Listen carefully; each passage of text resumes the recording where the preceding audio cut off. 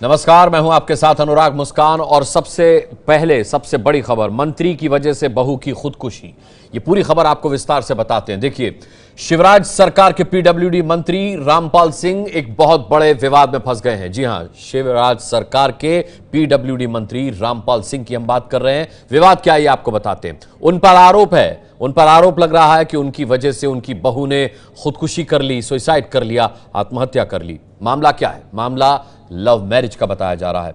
मृत लड़की के घर वालों का दावा है कि मंत्री पुत्र ने उनकी बेटी से शादी की थी। हालांकि मंत्री महोदय लड़की को बहू मानने से इनकार कर रहे हैं। लड़की की खुदकुशी के बाद उसके परिवार वाले रामपाल सिंह के खिलाफ मोर्चा खोले हुए हैं और दूसरी तरफ मंत्री महोदय रामपाल सिंह पूरे मसले पर अब मुंह छिपाते हुए घूम रहे हैं।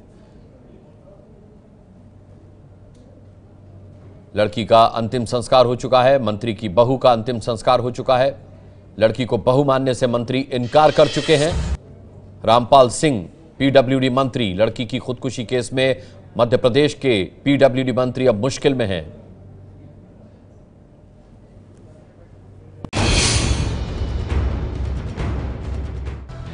क्या मध्य प्रदेश के मंत्री रामपाल सिंह की वजह से इस हंसते मुस्कुराते चेहरे का जनाजा निकला है? इस सवाल के तमाम पहलुओं की पड़ताल से पहले इस कागज पर नजर डालिए। शादी का सर्टिफिकेट है। वर गिरजेश राजपूत और वधू प्रीति। तारीख 20 जून 1970। सर्टिफिकेट के मुताबिक रामपाल सिंह के बेटे गिरजेश राजपूत ने प्रीति के साथ भोपाल के आर्य समाज मंदिर में पिछले साल शादी की थी। मृतक प्रीति के परिवार वालों के मुताबिक मंत्री महोदय को जैसे ही इस बात की खबर मिली कि उनके बेटे ने छुपकर लव मैरिज की है, वो आग बबूला हो गए। इसके बाद शुरू हुआ गिरजेश राजपूत और प्रीति की शादी तोड़ने के लिए साजिशों का सिलसिला। साहब, हम तो गरीब लोग हैं। प्रीति के परिजनों के मुताबिक कुछ दिनों पहले गिरजेश राजपूत अपने पिता के दबाव के आगे झुक गया और फिर उसकी शादी इंदौर में एक दूसरी लड़की से तय हो गई। इस बात की खबर जब प्रीति को मिली तो वो इस सदमे को नहीं झेल पाई।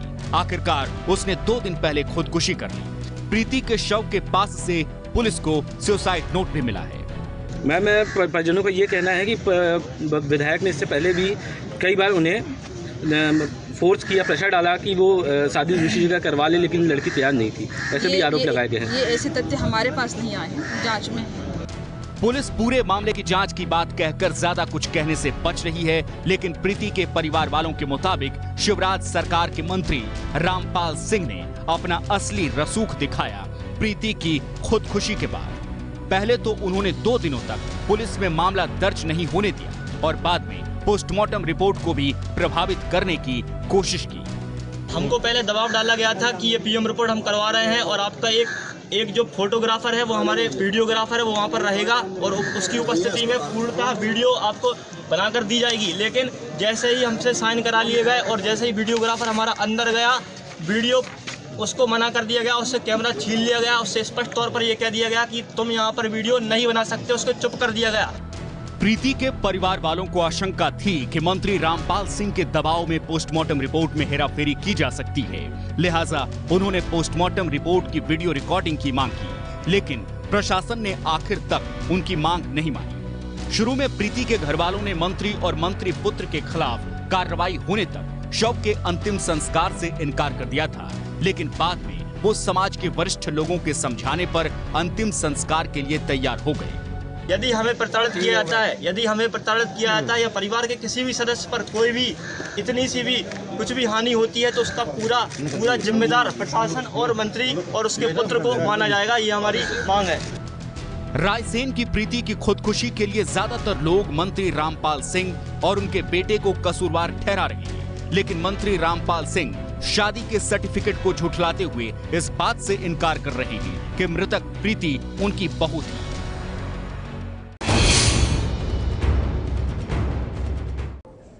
हमारे संवाददाता ब्रजेश राजपूत इस वक्त हमारे साथ जुड़ रहे हैं, उनसे बात करते हैं। ब्रजेश, मामा जी के मंत्री की वजह से मामा जी की एक भांजी खुदकुशी कर चुकी है, मामा जी अब तक कुछ क्यों नहीं बोले?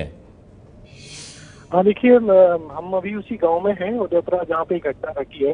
गांव के लोगों में बड़ा आक्रोश है और कल उस लड़की का अंतिम संस्कार कर दिया गया है। जब मंत्री से मेरी फोन पर बात हुई तो उनका कहना था कि उनको इस पूरी शादी की जानकारी नहीं है, मगर अब भी गांव के लोग मान रहे हैं कि यदि इस पूरे मामले में मंत्री यदि उसको अपना बहू मान लेते हैं तो उनकी सारी नाराजगी दूर हो जाएगी और अपना सारा जो शिकायत है सारी पुलिस से शिकायत वापस ले लेगी। पुलिस ने फिलहाल इस मामले में मर्ग गायक का जांच शुरू कर दी है।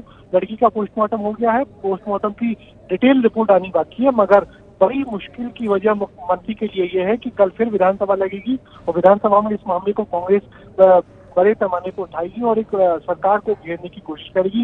निश्चित ही रामपाल सिंह की परेशानियां आने वाले दिनों में बढ़ेंगी और जिस तरीके से जांच चल रही है उस जांच में भी कई लोग काफी सारे सवाल उठा रहे हैं। अब मुख्यमंत्री के ऊपर है कि कैसे लोगों को भरोसा दिलाते हैं कि जांच सही होगी, पूरे कायदे कानून से होगी।